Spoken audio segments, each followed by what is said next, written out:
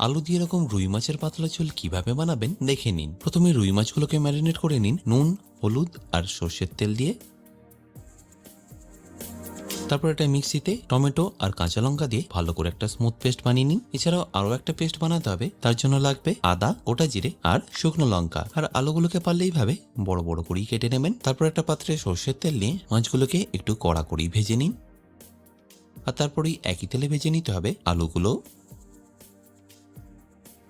তারপরে মাছ ভাজার তেলেই একটু কালো জিরে ফোড়ন আর তেজপাতা দিয়ে পেঁয়াজটাকে ভেজে নিতে হবে। আর ভাজার সময় একটু নুন দিতে ভুলবেন না। আর একটু লাল হয়ে ভাজা হয়ে আসলেই দিয়ে দিতে হবে আদার পেস্টটা। আর সাথে মশলা বলতে লাগবে একটু রঙের জন্য হলুদ আর ধনে গুঁড়ো। তারপর ফাইনালি টমেটোর পেস্টটা দিয়ে এটাকে ভালো করে কুক করে নিন। আর অবশ্যই একটু এখানে চিনি দিয়ে দেবেন। টমেটোর কাঁচা গন্ধটা চলে গেলে আলু ও জল দিয়ে একবার ভালো করে ফুটিয়ে নিন। আর ফুটে গেলে দিয়ে দিন ভেজে রাখা মাছগুলো। আর এটা সবশেষে ফিনিশ করুন ধনেপাতা আর কাঁচা লঙ্কা দিয়ে।